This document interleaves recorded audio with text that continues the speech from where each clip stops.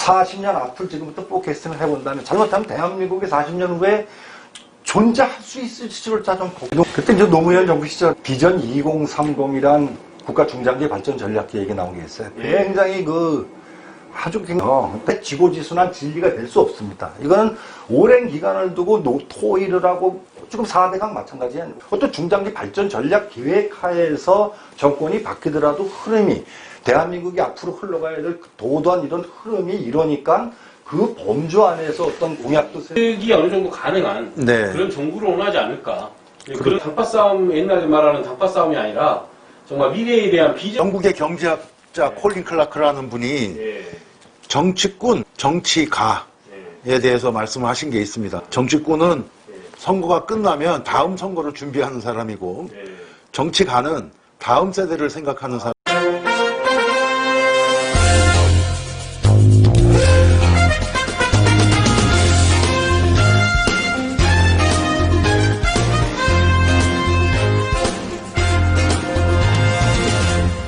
반갑습니다. 안녕하십니까. 네. 자, 이번 시간에는 저희가 국가 중장기 전략 계획 수립이라는 내용을 가지고 이제 국가 중장기 전략 수립이라는 것은 우리 박정희 대통령 때나 노무현 대통령 때 물론 실행은 되지는 않았지만 이제 전략 계획을 수립을 했습니다. 국가가 어떻게 나가야 할 방향이라는 것들. 이제 이렇게 구체적으로 국가 전략 수립을 해야 되는 이유가 어떤 이유인지 그거에 대해서 오늘 토론을 갖는 시간인데 그 내용에 대해서 좀 설명을 해주시죠. 지난 방송에서 기획재정부 예산실 공무원들이 금년도에 이제 코로나에서 3차 추경까지 가면서 중기 재정 계획을 어떻게 짤지 아마 머리가 빠질 거라고 저희들이 그 예상을 그런 말씀을 드린 기억이 나는데 근데 이제 작년도에 우리 국가재정법이 개정이 됐어요. 그래가지고 기획재정부는 40회계년도 40년 이상의 기간을 대상으로 적어도 5년 단위로 작성된 장기 재정 계획을 국회에 제출하도록 이렇게 법이 바뀌었어요. 근데 이제 5년 중기 재정 계획도 짜기 힘들어가지고 머리가 빠질 지경인데 40년 장기 계획을 어떻게 짤지 제가 엄청난 고민이 될 거라고 생각이 됩니다. 박정희 대통령 때는 우리가 이제 경제개발 5억 개년 계획이라 처음에 시작할 때는 뭐 경공업, 그리고 어떤 이제 중공업 발전 계획 이런 얘기를 했었죠. 그러다가 이제 그 후에 어떤 국가의 중기 계획이라는 게 없었어요. 근데 노무현 대통령 때 비전 2030이란 테마로 요즘 문제가 되고 있는 저출산 고령화부터 시작해갖고 양극화 문제 이런 것까지 포함해서 모든 그 중요한 국정 아젠다가 비전 2030에는 전부 다 포함이 돼 망라가 돼 있었어요. 이거 실천이 안 됐어요. 그런데 그 당시에 이제 뭐 탄핵이다 뭐다 해서 말씀하신 대로 어떤 이제 대통령 지지율이 너무 낮았고 그때 이제 가장 중요한 점이 재원 마련 대책이 전혀 없다. 국회에서 국가재정법을 개정하는 과정이 비상식적으로 제정이 됐다는데 비상식적인 내용에 대해서 좀 설명을 해주시면 좋을 것 같습니다. 국회 속기록을 검색해 보니까 40년 장기 재정계획 작성의 의무가 그 2011년도에 개정된 국가재정법 시행령에 담겨져 있습니다. 제2조 3항에 있습니다. 이미 그 40년 장기계획은 작성해야 된다고 돼 있고 근데 본법에 없는 거죠. 국가재정법에는 그 40년 장기 재정계획을 작성해야 되는 법은 내용은 없는데 시행령에 담겨져 있었는데 이것을 상위법인 법에도 없는데 그렇죠. 시행령에 돼 있던 거를 작년에 2019년도 그 김두관 의원이 대표 발의해가지고 이 법을 이제 시행령에 있던 거를 본 법으로 끌어올린 거죠. 2011년도에 이제 기획재정부가 스스로 이제 발목을 잡을 것이라는 걸 알고도 시행령 개정을 통해서 40년 장기 계획 수립 의무를 하겠다라고 했는데 혹시 뭐 이 내용에 대해서 진작에 가는 내용이 있는지. 이때까지 18대 국회입니다. 이때가 18대. 이명박 정권 때인데 그 이명박 정부가 출범을 하면서 정부조직법을 개정을 했죠. 기획예산처하고 재무부를 통합을 시켰어요. 근데 이제 개정된 정부조직법에 보면 기획재정부가 해야 될 첫 번째 미션이 뭐냐면 중장기 국가발전 전략계획 수립이었어요. 근데 그 당시에 아무리 기획재정부 조직도를 들여다봐도 중장기 국가발전 전략계획을 수립하는 담당하는 부서가 없어요. 그래서 이상하다 그러고 이제 쭉 해두다 보니까 대통령 직속 미래기획위원회가 이 일을 맡도록 돼 있었어요. 미래기획위원회라는 거죠. 네네네. 여기 있었는데, 그 당시에 그래갖고 이제 제가 모시고 있던 18대 국회에서 김혜성 의원께서 기획재정부 장관을 상대로 질의를 했어요. 기획재정부가 해야 될 일을 왜 다른 부처에다 하고 있냐, 담당하고 있냐, 따지고 그랬더니, 네. 그랬더니, 당시 장관이 이제 굉장히 난처한 표정을 지었고, 그때 아마 제 생각에는 김혜성 의원의 그런 따끔한 지적을 받고, 잘못됐다는 점을 스스로 인정을 하고, 국가재정법 시행령 개정에서 40년 장기 재정계획, 이런 거를 시행령에다 담았을 거라고 생각이 되고, 그 다음에 2012년도에 기획재정부가 조직 개편을 통해 갖고 장기 전략국이라는 걸 신설을 했어요. 그런데 문제는 아까 2011년도에 그 40년 장기 재무계획 이것도 시행령에 반영만 돼 있었지 한 번도 만든 적이 없어요. 그 다음에 2012년도에 장기 전략국이 만들어졌는데 그때 이후 지금 2020년 지금 현 시점까지 국가 중장기 발전 전략 계획이라는 게 나온 게 없어요. 실질적으로. 아, 그렇구나. 네. 그러면 2012년에 기획재정부가 발표한 그 사례는 중장기 국가 발전 전략 계획을 발표한 적은 없겠네요. 그러면 그 당시에 보니까 아까 이제 왜 기획재정부가 해야 될 일을 미래기획위원회가 담당하고 있다 그러잖아요. 그렇죠. 그때 이제 제가 자료 요청을 해서 받아봤더니 외부에서 받은 용역 보고서 몇 개를 보관하고 있어요. 그건 외부 용역을 한 기관의 의견이지 우리나라 정부의 공식적인 의견이 아닙니다. 그렇기 때문에 공식적으로 여태까지도 정부가 공식적으로 우리나라의 국가 중장기 발전 전략 계획을 발표한 적이 없기 때문에 이건 기획재정부의 업무 태반이고 직무유기라고 저는 생각합니다. 자, 검현석 사무총장님, 그러면 이 진짜 중요한 사실인데 중장기 국가 발전 전략 계획이 국가에 뭐 이런 게 40년이나 5년 계획도 없다라고 하면 시민의 입장에서, 소상공인 입장에서 어떻게 생각하십니까? 전 당황스럽습니다. 아, 당황스럽습니다. 네, 아니, 엊그제 그 TV에 보니까 그 파주의 GTX 기지창 예정 부지에서 청개구리가 나왔대요. 수원 청개구리. 이게 이제 그 보호 멸종 동물인 모양입니다. 그래가지고 난리가 났어요. 공사를 하니 못하니. 자연 생태계에서도 환경 변화에 적응 못하면 이렇게 멸종된 동물이 하나 나왔다고 이렇게 난리를 치는데 정부에서 이거 좀 심한 거 아닌가 싶고요. 이런 가게, 기업, 그리고 정부 이런 모든 경제 주체들이 환경 변화를 극복하지 못하면 뭐 자연이 도태될 수밖에 없지 않겠습니까? 기업들은 특히 미래를 어떻게 살 것인가? 또 삼성이 반도체를 준비를 안 했으면 지금의 삼성이 있겠느냐? 뭐 이런 것들을 뭐 개인별로도 그렇게 피부적으로 느끼고 있는데 저 개인적으로 봐도 집사람이 뭐 지분 언제 살 거면 하루에 얼마씩 한 달에 얼마를 저축을 하고 뭐 이렇게 얘기하지 않습니까? 근데 이게 하물며 국가가 중장기 국가 전략 계획도 없고 참 그런 법으로 돼 있는데 하지도 않고 거기에서 일하는 공무원들은 봉급은 제 날짜에 받아가는지. 그러니까 이제 끊임없이 고민하고 이제 끊임없이 이제 물적 자원을, 인적 자원을 투입해서 우리가 그런 걸 해야 되는데 그런 계획을 전혀 수립하지 않고 있다는 그런 뜻이죠? 그렇죠. 그래서 제가 이제 알았어요. 국회가 왜 싸우는지. 아, 왜 싸우는지. 왜 이런 전략이 뭐 어떤 계획이 없으니까 이 계획대로 우리가 정권이 바뀔 때마다 국정 운영 방향이 이제 계속 바뀌고 이런 뜻이잖아요. 그 영국의 경제학자 콜린 클라크라는 분이 정치꾼, 정치가에 대해서 말씀하신 게 있습니다. 정치꾼은 선거가 끝나면 다음 선거를 준비하는 사람이고 정치가는 다음 세대를 생각하는 사람이라 합니다. 네, 아주 이거 뼈에 사무치게 우리 지금 선출직 공무원들께서 좀 받아들여줬으면 좋겠고 중장기 전략 계획이 없다는 거 국민 한 사람으로서 태풍을 언제 맞을지 모르는 태평양의 한가운데 떠있는 망망대해를 항해하는 그런 기분이 드는 것 같습니다. 네. 비참하다고 되게 불안하다고 해야 되나요? 이런 것들은? 하여튼 둘 다고요. 하여튼 뭐 국회에서 왜 싸우는지 알았어요. 네. 중요한 사실을 발견했죠. 네. 자, 소장님, 그러면 박정희 정부 때는 경제개발 5개년 계획, 전 국민이 새마을 운동 깃발에서 이제 뭉쳤잖아요. 네. 그리고 이제 싸우면서 일하고 일하면서 싸우자. 네. 이런 구호도 있고. 또 내남 없이 열심히 일을 했던 것을 뭐 우리가 TV에서 매일 이렇게 보여주잖아요. 네. 저도 이제 초등학생이라고 그때 기억이 나는데. 예. 근데 이제 그런 계획 때문인지 모르겠지만은 상당히 우리나라가 더 많은 호실적을 내고 그랬습니다. 그렇습니다. 근데 경제 규모가 물론 작았다고 쳐요, 지금 네. 주장하는. 네. 예, 그러니까 우리 공부 잘하는 애들 보면은 뭐 송페이가 별 이렇게 뭐 다 있잖아요, 계획이. 예, 그런 것처럼.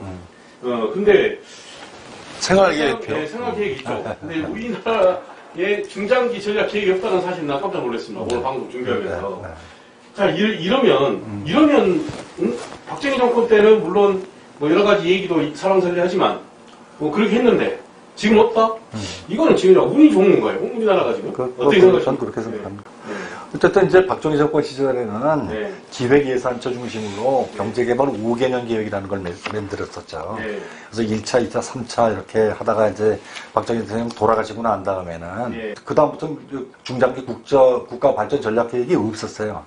박정희 정권 시절에는 이 경제개발 5개년 계획이 네. 굉장히 중요한 역할을 했어요. 이 5개년 계획에 준도해가지고 예산 배정, 자원 배분도 이루어졌었고 예산 통제 프로세스도 굉장히 타이트하게 이루어졌었어요.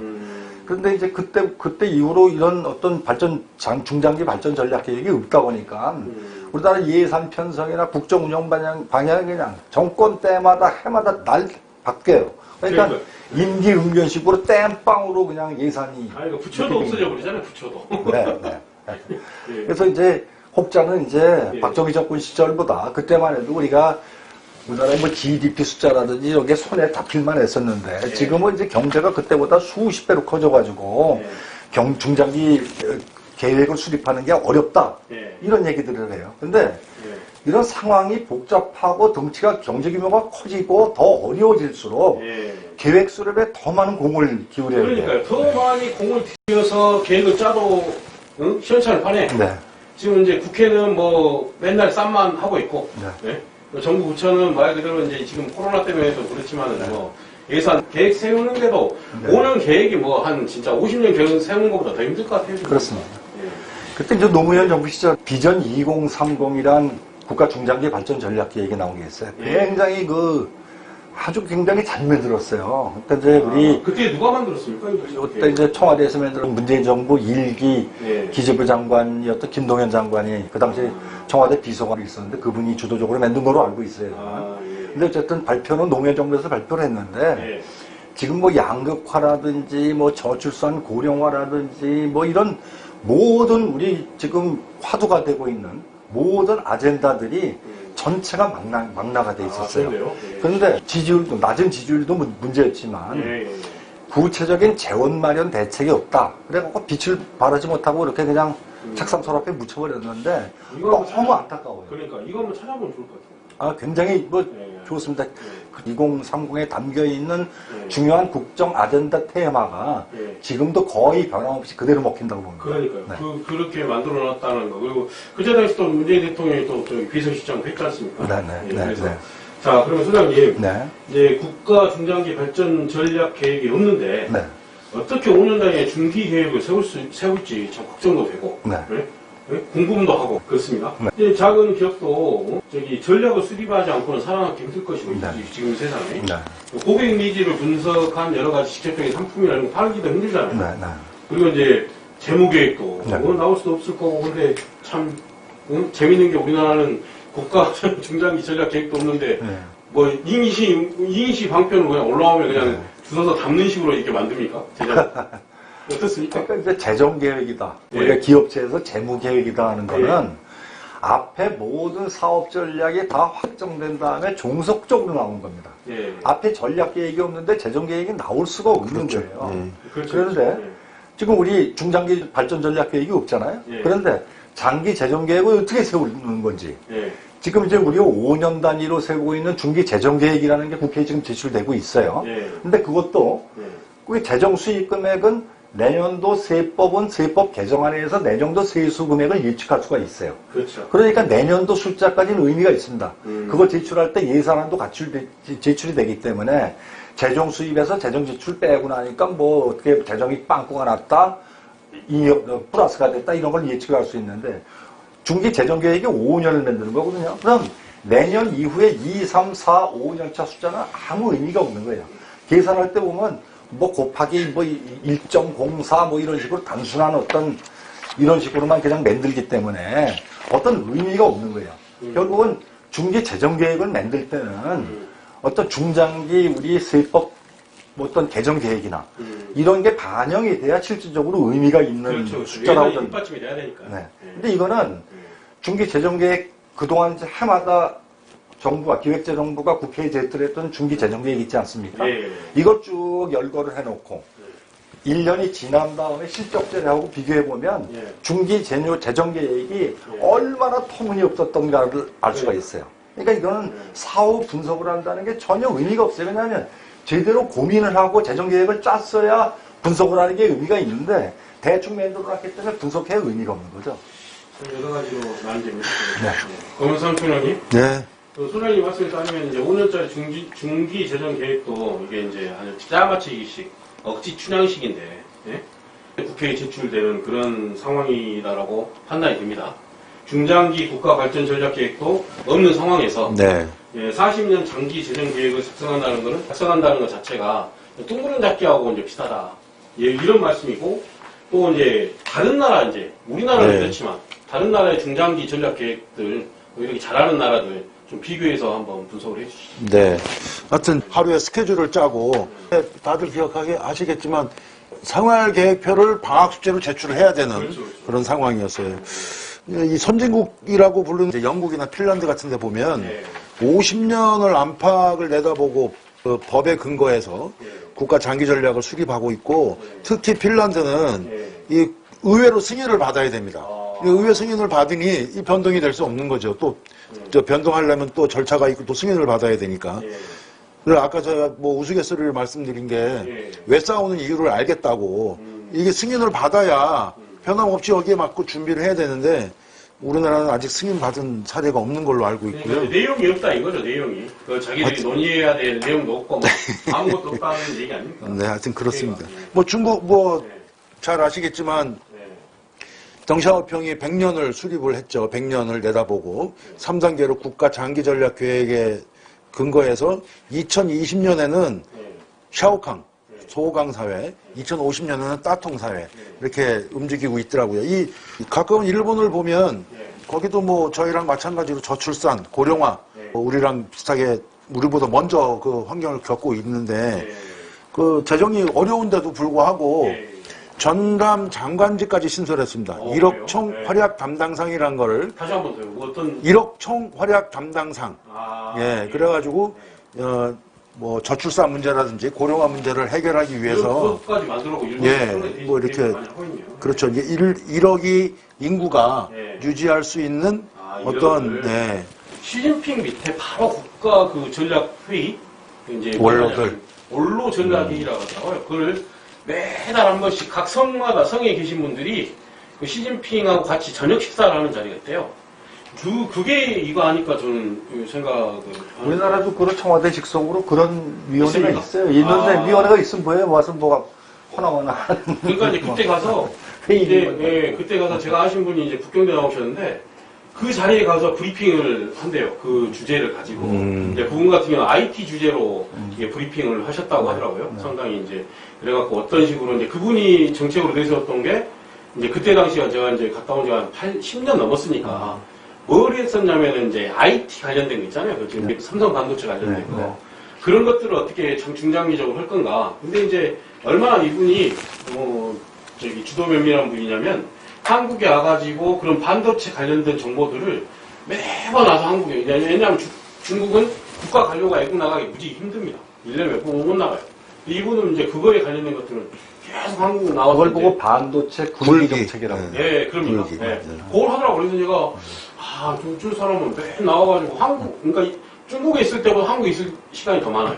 그리고 나서 순환, 제가 알고 있기로는 그 삼성의 고위직도 만나고 그런 걸로 알고 있거든요. 참 대단하다. 아, 그런 게 중장기 국가 전략 계획이. 그러니까 이런 게 조그만 조직도 네. 우리가 계획을 세우잖아요. 네. 예산 계획도 세우고 뭐 어떻게 하자, 우리는 어떻게 성장시키자. 하는데 하물며 국가의 운명을 좌지우지하는 그런 게 중장기 전략 계획이 없다라는 게 있어도 뭐 있으나마나 하다는 사실을 알고 네. 정말 정치권들 좀 반성해야 되지 않을까 그런 생각이 좀 듭니다. 네. 예, 그래서 이제 이거에 대해서 이제 반론을 펴는 사람들이 또 분명히 있어요, 소장님. 네. 어떤 반론을 펴냐면은 우리나라 경제 규모가 옛날 박정희 시대하고는 틀리다. 박정희 네. 대통령 정권 시절은 뭐 이렇게 조그만 경제 규모였지만 지금 어마어마하게 커져서 얘기할 수 있겠구나라는 생각이 드는데 어떻게 생각하십니까? 이거? 저출산 고령화, 네. 양극화, 네. 빈곤율 이게 저출산 고령화 우리 지금 합계 출산율이 0.9가 무너졌어요. 네. 이 얘기는 인구가 줄어드는 거예요. 그럼 지금부터 만약에 40년 장기 전략 계획을 제대로 지금 추세로 만약에 간다면 네. 그러면 40년 앞을 지금부터 포캐스팅을 해본다면 잘못하면 대한민국이 40년 후에 존재할 수 있을지를 좀 걱정이 돼요. 지금 저출산 고령화 현상이라든지 양극화 현상이라든지 빈곤율이라든지 이게 코로나19 사태가 발생하면서 훨씬 더 증상이 심해졌을 거라고 생각이 돼요. 우리 뭐 국민연금이나 의료보험, 뭐 고용보험 이런 예산 빵꾸 나는 거 이런 걸 감안하면 정치권이 앉아갖고 이렇게 그냥 쓸데없는 거 정쟁을 할 때가 아니에요. 40년 후에 어떤 중요한 아젠다를 놓고 그러고 심도 있는 싸움을 해야 국민들이 세금 내고 저 사람들이 세비를 받아먹을 자격이 있는 사람들이지 할 일이 없으니까 맨날 저런 얘기만 정쟁들만 쓸데없는 짓만 하고 있는 게 머리에 빈게 너무 없으니까 싸먹는 겁니다. 안타깝다는 생각이 들고 플랜 2C라는 거는 만고불변의 진리예요. 의사결정을 할 때 계획을 수립하고 실행을 하고 피드백을 하고 검토를 하고 이런 것들은 비록 틀린 계획이라 할지라도 최선을 다해서 계획을 세웠으면 나중에 사후 분석 과정을 통해서 무엇을 내가 잘못했는지를 깨닫고 잘못 깨달은 점은 다음번 계획 수립할 때 굉장히 중요한 토양이 되는 것입니다. 중장기 국가 비전이나 목표는 없어요. 맨날 근시안적인 공약만 내세우고 정권이 바뀔 때마다 국정 운영 방향에 그냥 뭐 180도 확 뒤집어지고 이건 이런 것들이 왜냐하면 국민 전체가 국회에서 승인한 의회가 승인한 국가 중장기 발전 전략 계획이 없기 때문에 정권이 바뀔 때마다 내 멋대로 그냥 막 하는 거예요. 그래서 제가 보기에 진정한 국가 장기 발전 전략 계획은 뭐냐면 지금 우리가 얘기가 되고 있는 엄격한 국가 재정 운영 준칙 40년 동안은 우리가 뭐 좋은 일 하려고 그러면 돈 많이 들어가는데 그렇다고 국가 부채를 마냥 늘리면서 할 수는 있는 건 아니거든요.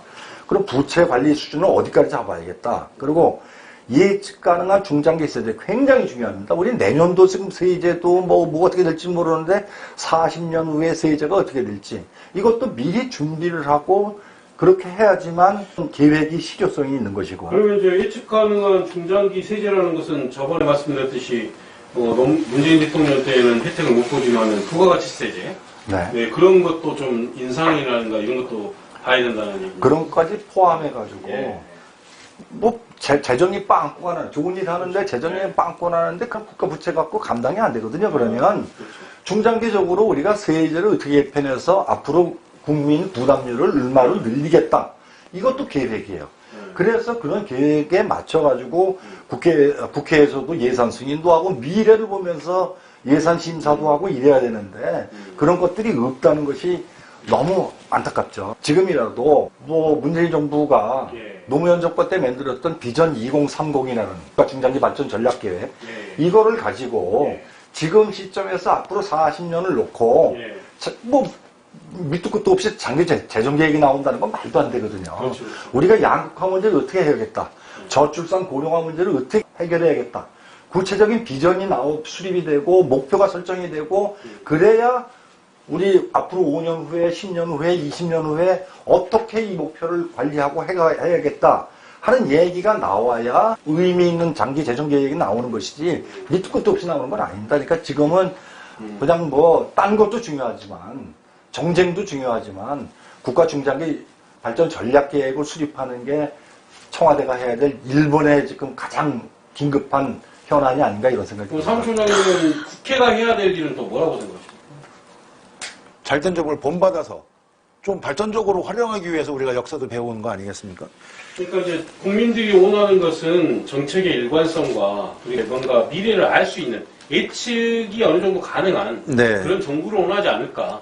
그런 당파 싸움, 옛날에 말하는 당파 싸움이 아니라 정말 미래에 대한 비전을 가지고 토론하는 그런 열띤 토론하는 그런 것들의 비춰지는 모습들 그런 것들을 원하신다는 그런 얘기잖아요. 지금 저희들. 네, 뭐 왜 싸우는지 알았으니까요. 네, 네. 그래서 이제 앞으로 이런 부분들이 좀 고쳐지고 좀 더 장기적으로 우리 미래 후손들에게 40년 뒤면 저도 있으나마나 존재겠지만 그런 40년 뒤에 50년 뒤에 그런 대한민국을 기대하면서 공약 만들 때 그 사람들이 만들었던 아이디어가 절대 지고지순한 진리가 될 수 없습니다. 이거는 오랜 기간을 두고 토의를 하고 지금 4대강 마찬가지예요. 어떤 중장기 발전 전략 계획 하에서 정권이 바뀌더라도 흐름이 대한민국이 앞으로 흘러가야 될 도도한 이런 흐름이 이러니까 그 범주 안에서 어떤 공약도 세우는지 그렇죠.